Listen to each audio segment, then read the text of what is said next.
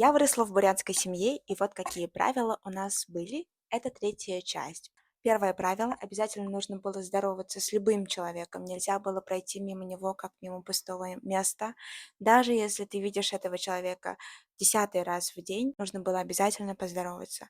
И я помню, как я по пути в магазин каждый раз видела Валю то ли в огороде, то ли в поле. Всегда я ей говорила, кричала даже «Сен Бена», и она так отвечала мне, конечно же, «Сен-сен». И на обратном пути также. То есть она там же в огороде, и я на обратном пути. «Валь тови сен бена».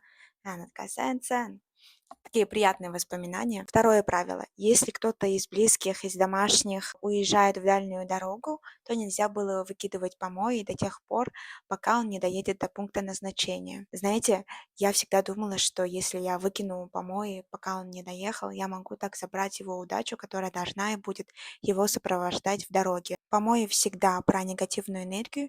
И если ты выкидываешь помои вслед за человеком, который отправляется в дорогу, то ты выкидываешь за ним и эту негативную энергию. Еще помои нельзя было выкидывать ночью, потому что ночь — это время активности злых духов. Мама всегда говорила «гуниндо угадаха буатхакты».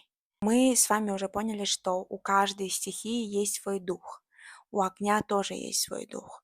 Поэтому, когда мы подкидывали дрова в печку, мы старались подкидывать дрова не острой стороной, а вот тупой стороной. Если мы подкидывали острой стороной, то считалось, что мы как будто бы колем глаза духом огня, а это неуважение. А еще, если ты тушишь огонь, то всегда приговариваешь баронаро, что в переводе значит, что дождь пошел, запутывая дух огня, что это не ты проявляешь неуважение, потушив огонь, а что это вот природа, дождь пошел, значит, природа сама так решила. Как вам такие правила? Я думаю, что будет еще несколько видео в этой рубрике, поэтому оставайтесь.